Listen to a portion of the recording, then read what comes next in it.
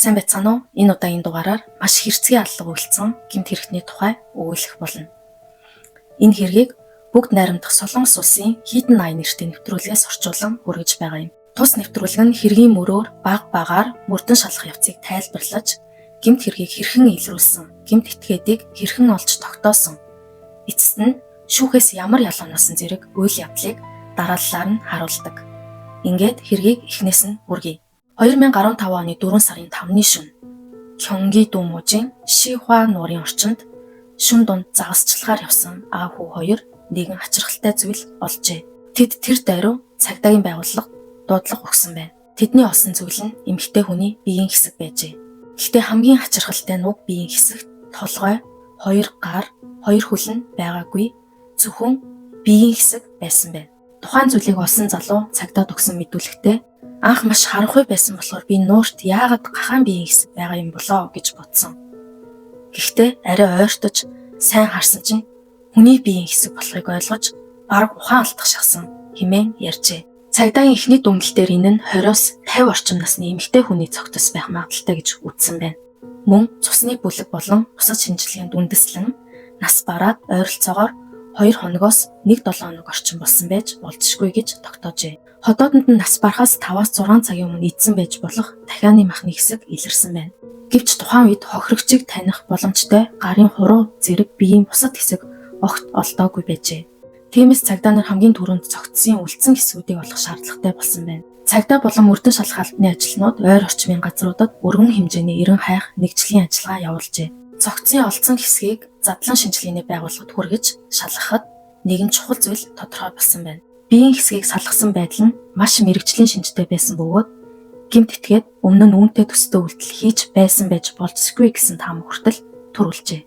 Тиймээс цагдаагийн байгууллага үлдсэн биеийн хэсгүүдийг аль болох хурдан олохын тулд олон ажилтан оролцуулан ойр орчмын газруудад эрен хайх ажиллагааг эрчимтэй явуулсан байна. Гэвч мөрдөн шалгалтын явцад нэг том асуудал тулгарчээ. Тухайн цогцос олдсон газарт CCTV камер огт байгаагүй. Эндээс цагдаа нар хэргийг илрүүлэхийн тулд өөр аргаар мөрдөх шаардлагатай болсон байна. Цогцос олдсон газрын орчинд камер байхгүй байсан ч ойр орчмын зам, барилга, байгууламж болон бусад газарт байрлах CCTV камеруудыг шалгаж эхэлжээ. Энэ хүрээнд хэрэг гарсан байж болох хугацааны орчинд с ิจ гтэй зүйл ажиллагдсан эсэхийг нэг бүрчлэн шалгасан байна. Нийтдээ 1600 орчим автомашины хөдөлгөөнийг судалсан боловч тухайн үед онц с ิจ гтэй зүйл илрээгүй байна. Мөн ойр орчмын иргэдээс с ิจ гтэй хүн үйлдэл харсан уу гэж асууж шалгасан боловч хүмүүсийн өгсөн мэдээлэлээр тухайн орчинд онц с ิจ гтэй зүйл ажиллагдаагүй байжээ. Ингээд цагдаа нар ойр орчмын боломжит CCTV бичлэгүүдийг бүгдийг нь шалгасан боловч хэрэгтэй холбоотой тодорхой сэжүүр олдсонгүй. Тиймээс цогцыг гэмт этгээд тухайн газарт ойрхон хаясан уу эсвэл өөр газраас авчирсан уу гэдгийг тогтоох нь улам хүнд болжээ. Цогцын хэсэг усны эрэг орчмоос олдсон учраас цагдаа нар өөр нэг таамаг төвшүүлсэн байна. Цогцос усны урсгалаар өөр газраас урсан ирсэн байж болох уу? Үүнийг шалгахын тулд цагдаа нар туршилт хийжээ. Цогцос хийсэн савтай ойролцоо хэмжээ, жинтэй зүйлсийг бэлтгэн, цогцос олдсон орчмын янз бүрийн усны урсгалд байршуулж, хаашаа хэр хол шилжих боломжтой шалгасан байна. Гэвч туршилтын үр дүнгээр тухайн зүйл усны урсгалаар маш хол газраас ирэх магадлал тун бага болгон тогтоогджээ. Ингэснээр цагдаа нар мөрдөн шалгахаар барилаа өөрчлөхөөс өөр аргагүй болсон байна. Цагдаагийн байгууллага хэргийг олон нийтэд ил болгож, иргэдээс мэдээлэл авах шийдвэр гаргажээ. Өөрөөр хэлбэл цогцос олдсон тухай мэдээллийг нийтэд зарлаж, хэргийн талаар мэдэх зүйлтэй хүмүүсийг цагдаагийн байгууллагад мэдээлэл өгөхийг уриалсан байна. Тухайн зарлалт 20-оос 50 насны эмэгтэй хүн сураггүй болсон тохиолдолд цагдаагийн байгууллага заавал мэдгэдгийг хүсжээ. Мөн хэрэг үйлдэхэд ашигласан байж болзошгүй, үнэр дарагч, цэвэрлэгч зэрэг бодис худалдаа авсан хүн байгаа эсэх, хөрш зэрэгэлтэй орон сууцнаас юр бусын үнэр гарч байсан эсэх зэрэг өчүүхэн ч гэсэн с ิจ гтэй мэдээлэл байвал цагдаад мэдгэдгийг иргэдээс хүссэн байна. Энэ бол жирийн нэг хэрэг биш байсан учраас олон нийтийн анхаарлыг маш их татжээ. Үүний дараа өдөрт 50-аас дээш мэдээлэл цагдаагийн байгууллагад ирж эхэлсэн байна. Гэхдээ тэдгээр олон мэдээллийн дундаас нэг дуудлага цагдаагийнхны анхаарлыг маш онцгой татжээ. Нэгэн иргэн цагдаад өчигдөр Шихуа нуурын хэрэгээс холгүй нэгэн дүүрэгт манекений толгой шиг зүйл харсан. Гэхдээ тэр зүйл хүний толгой байж магадгүй юм гэж мэдээлсэн байна. Түүний заасан байршил нь өмнө нь их биеийн хэсэг олдсон газраас 3.2 км-ийн зайд байжээ. Цагдаа нар мэдээллийг авмагцаа тухайн газарт очиж шалгасан байна. Тэндээс үнэхээр хүний тасарсан толгой олджээ.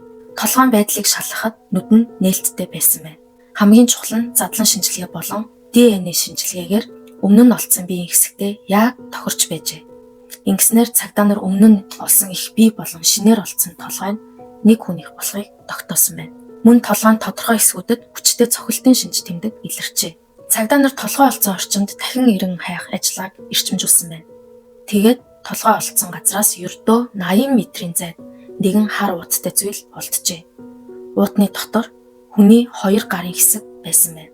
ДНХ-ийн шинжилгээгээр энэ нь мөн өмнө олдсон биеийн хэсгүүдтэй нэг хүнийх болох нь тогтогджээ. Гарын хийгээр нэмэлт судалгаа хийж эцэст нь хохирогчийг хэн болохыг баттай тогтоож чадсан байна. Хохирогч нь Кёнги Думужийн Шихуа хотод амьдардаг 42 настай Ханму гэх хятад улсын иргэн эмэгтэй байжээ. Удалгүй цагдаагийн байгууллагт хохирогчийн гэр бүлийн хүнээс дуудлага иржээ. Тэр хүн нь хохирогчийн үеэл дүү байсан бөгөөд Хаммуг сүүлийн үед удаан хугацаанд харагдахгүй байгаа талаар мэдээлсэн байна. Цагдаа нар Хаммугийн талаар илүү дэлгэрэнгүй мэдээлэл цуглуулж эхэлжээ. Хамму нь 2013 оноос хойш найрамдах Солонгос улсад суурьшин амьдарч байсан бүгд найрамдах хятад ард улсын иргэн байжээ.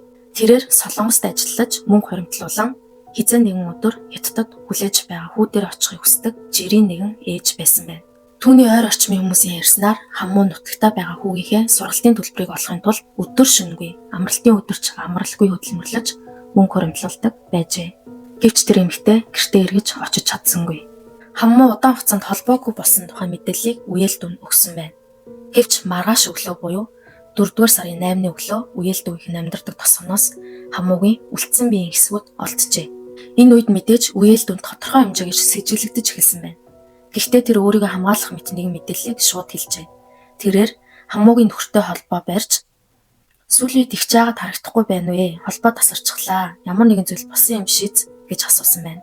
Харин Хаммугийн нөхөр "Игч чинь найзтайгаа зугаалж яваа зү" гэж хариулжээ. Ингэснээр Хаммугийн Солонгос тамд амьдардаг нөхөр байсан нь тодорхой болсон байна. Үеэл дүүн ахтаа дахин холбоо барьж "Та ерөн суралцж байгаа мэдээллийг харсан биз дээ? Игчтэй холбоо барьсан уу?" гэж асуухад нөхөр нь "Миний эхнэр хаана хинтээ юу хийх нь чамд ямар хамаа байна?" хэмээн уурлаж уцаа тасалжээ.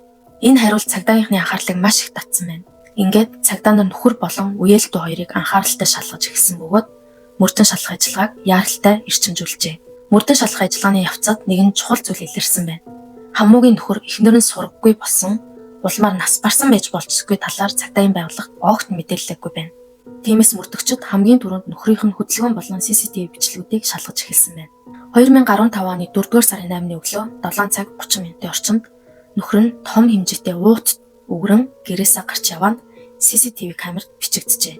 Хамгийн ачирхалтай нь тэр өдөр нөхөр нь байнга ажилдаа явдаг гэсэн замаасаа огт өөр эсрэг чиглэлд явсан байна. Тэрээр хэсэг хугацаанд алхасны дараа CCTV камергүй булан руу орж хэсэг хугацаанд алга болжээ. Харин буцаж гарч ирэхдээ гартаа юу ч үүрээгүй байсан байна. Цагдаа нар үүгээр зогсолгүй ойролцох виллануудыг нэг бүрчлэн шалгаж эхэлжээ. Ингээд нэгэн виллагийн дээвэр дээрээс Хаммугийн цүнх олдсон байна. Цүнхний дотор хохирогчийн 2 хөл байсан нь тогтогджээ. Энэ сэжврүүд хоорондоо холбогдсноор цагдаагийнхны сэжиг улам бүр нэг хүн рүү чиглэж эхэлсэн байна. Хаммугийн нөхөр. Ингээд цагдаа нар Хаммугийн нөхрийг яаралтай баривчилжээ. Баривчлах үеэр сэтгүүлчид түүнээс "Та аллахыг хизээ өвлцсөн бэ" гэж асуухад 4 сарын 1-нд гэж хариулсан байна. Харин "Та зориуд төлөвлөж алсан уу" гэж асуухад "Үгүй, би өөрөө ч юу болсныг мэдэхгүй, уурсандаа өвлцсөн" гэжээ. Мөн "Одоо харамсаж байна уу" гэж асуухад "Тийм ээ, харамсаж байна" гэж хариулсан байна. Тэгвэл тэр яагаад эхнэрээ алах хэмжээнд хүрсэн юм бол үүний цаана ямар шалтгаан байсан бэ?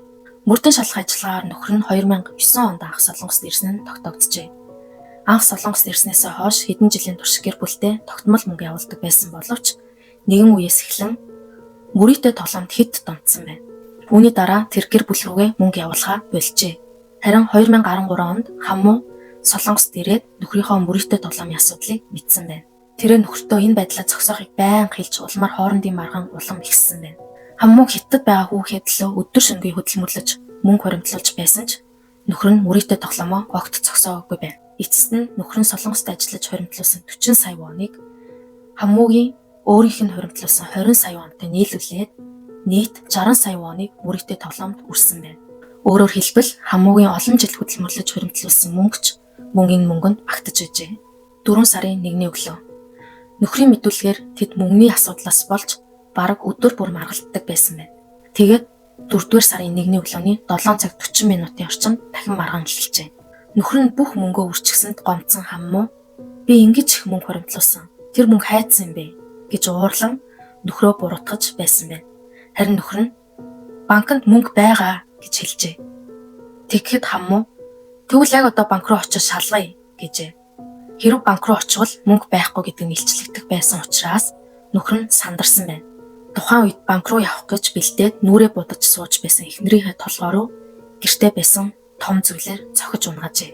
Дараа нь хоолойг яг 5 минут орчим үргэлжлүүлж боосоор байжээ. Улмаар хаммуу амь насаа алдсан байна. Энэ бүхнийг нөхөр өөрийн мэдүүлгээр тайлбарласан байдаг. Эндээс харахад мөрийтэй тоглоомд онцсон хүн мөнгөгүй баснаа нуухын тулд эхнэрийнхээ амьд хүрсэн гэх маш харамсалтай нөхцөл байдал үүссэн байна. Гэхдээ аллага үйлцснээр хэрэг дууссангүй.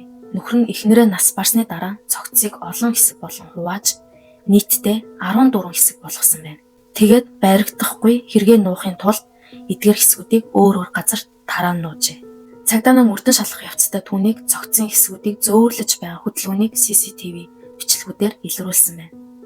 Тэрээр цогцын хэсгүүдийг мундаг дугуйгаар зөөж байсан нь ч камерын бичлэгт үлджээ.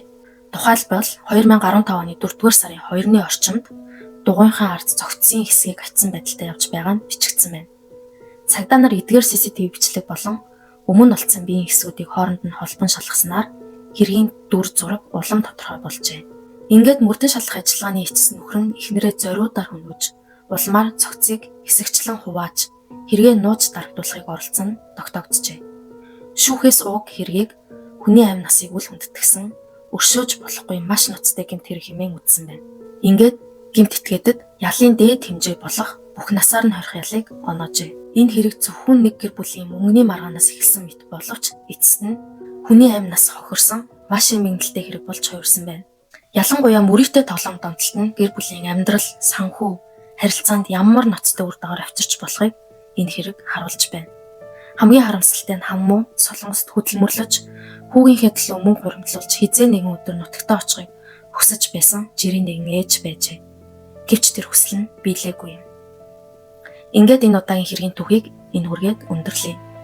Хэрвээ бичлэг маань таалагдсан бол та бүхэн лайк, subscribe дарахаа бити мартаарай. Дараагийн илүү сонирхолтой болсон бодит хэрэгүүдээр уулзцгаая.